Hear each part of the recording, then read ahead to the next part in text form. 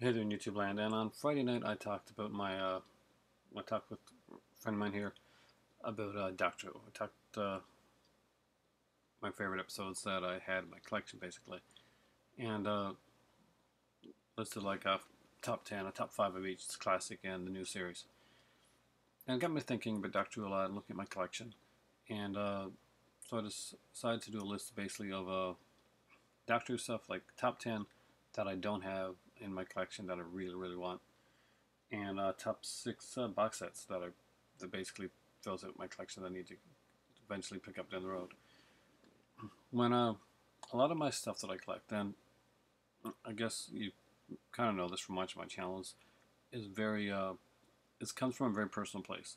Uh, I rarely just pick things up just to pick things up. The Screen Factory stuff that I collect isn't just because Screen Factory is a really cool company. It's basically reliving a lot of those glory days when I was hunting through the VHS and just finding the stuff throughout my childhood. Same with a lot of the Arrow stuff. When you see me get a lot of like another canon release or one of the slasher stuff. These are all movies that I used to watch and spend a lot of time with as when I was younger, either in high school or college or. But these were movies that got me through some pretty rough times, or when I was feeling pretty awkward or just kind of finding my place. And when you're young, everybody's doing that. Now, the one thing that was a constant for me throughout growing up, from my childhood to my teen years to college and onwards, was Doctor Who. Doctor Who was the series that I kept going back to. It was a series that made me want to act back in the day. It was a series that made me dream. Doctor Who was this. It meant the world to me. Like I mentioned before, my uncle unfortunately has passed on now. I'd spend a lot of time at their place, especially during the summers, and or on certain weekends, and I'd stay up on late and I'd watch Doctor Who on PBS. It was a big thing. I remember when they used to do the Doctor Who marathons. I always wanted to get that disappearing TARDIS mug. It was like $75 pledge. For a $75 pledge, you could get the disappearing TARDIS mug. I thought it was the most amazing thing in the world. So over the last few years, I've been trying to get more of the Doctor Who's that I need in my collection. Stuff that really brings me back to my childhood. And I'll be honest with you, sometimes when I'm really down, or really just not doing it. Uh, that's where I go. I put on Doctor Who. It's either going to be like a series or a box set. It's going to be something Doctor Who that I do, and it brings me back to that place of like just pure happiness, pure joy. And Who has always done that for me. The Big Finish Shadows, which I unfortunately don't have, but they're friends. I've listened to some of those; they're amazing. And but here we go with a long intro. My list of I'll go with the box sets. First, I need to pick up, and this actually I think it almost completes like what I need box set was. So I got to get Rescue and the Romans. I haven't picked up those two yet. Those are the first Doctor, William Hartnell. It's the only William Hartnell box set I don't have. Except for, well, sort of, Earth Story. Earth Story has a William Hartnell story called Gunfighters. I actually kind of dug that one. I know that Logan Toxic has it, and Logan Toxic, like me, is a big Doctor Who fan. So he did a complete overview of his sci-fi shows, his Doctor Who stuff. So you should really check that out. Uh, Gunfighters I always liked. It's kind of cheesy and corny. It was very different. There's a musical aspect of it, but it was kind of different because it was trying to like harken back to the old west ones, the old westerns with the musicals, with the music and the whole kind of like the Roy Rogers type of stuff. Uh, and the other one was The Awakening, which is a Fifth Doctor one. Communion Tales, I need that for any. Well, there's King's Demons on it, but what I really need is Planet of Fire, the special edition of that. That's got I think first appearance of Perry, who was one of my favorite companions. I thought she was gorgeous. I think she still is a gorgeous lady. And Joe's House of Horrors, he knows all about that. That's in the Communion Tale set. There's the Mara Tales with the Tegan, and I liked her actually. I did. And I liked the Mara character. So basically, that's Kinda and Snake Dance, and those are just two ones that I really did enjoy. It was kind of a villain that came back, and it came back in a clever way, I found. Time Flight and Arc Infinity, 'cause I'm a big fan of Omega, and Arc Infinity's the Omega storyline where kind of like Peter Davison gets possessed by Omega, and of course Colin Baker's first appearance as Maxwell in that there before he would go on to play Doctor Who. So that's one there, and of course the East Space Trilogy. That's probably the biggest on the big the big one on the list is the East Space Trilogy because it's like the Tom Baker, and it's like a complete like storyline.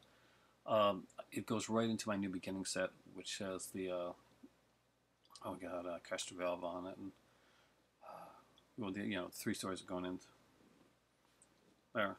But my big ones, my Big Ten Doctor Who that I DVDs, ones that even bigger than the box, it's stuff that I really need to get.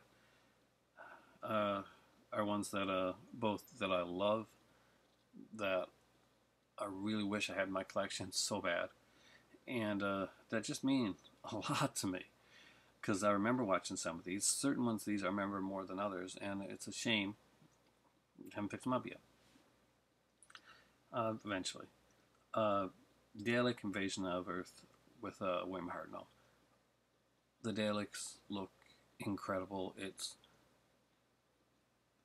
iconic scenes in that one are just amazing. I really think that's probably one of the better Dalek stories that, this one kind of got transferred over to the movie. But I really did like it. I really enjoyed that story. And next up, the second Doctor, I need Invasion. The Invasion,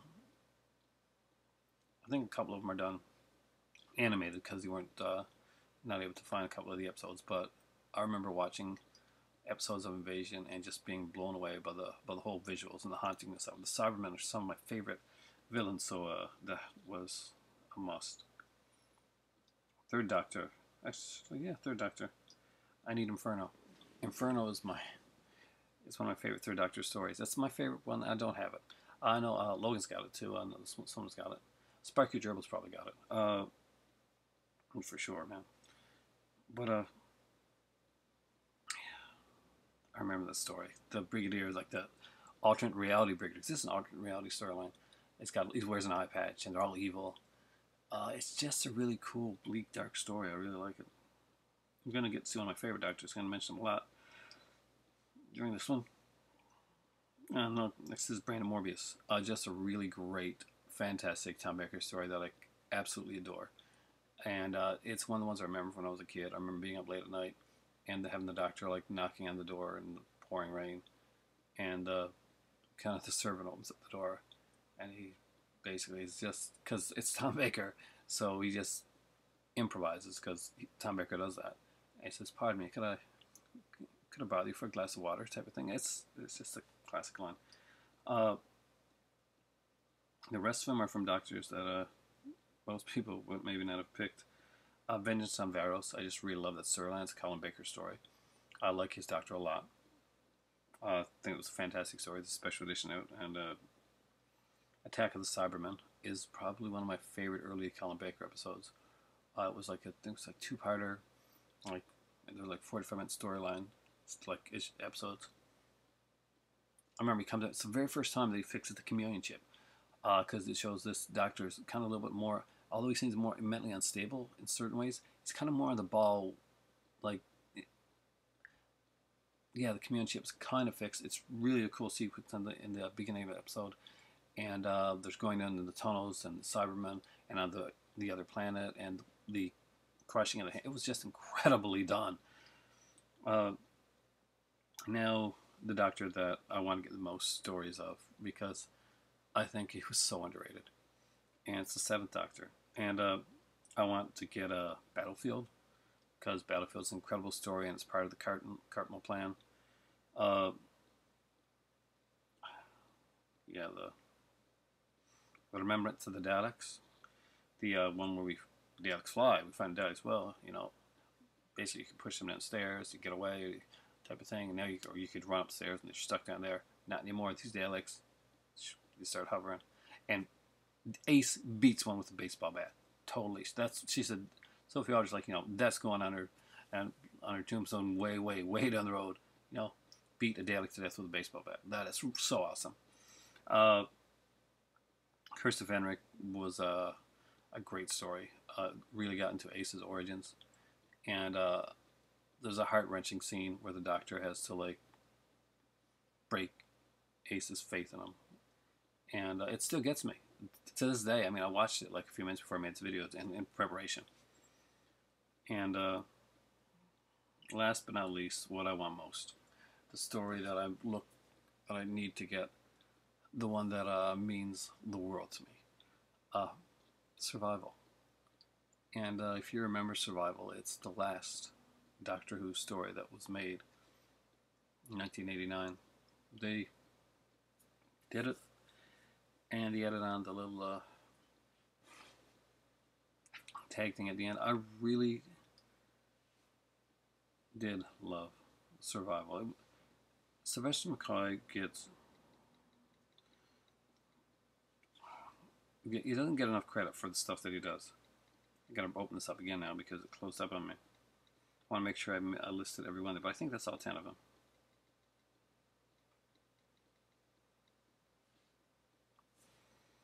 And let's see if we can find it. I love the ending line to Survival, so I want to end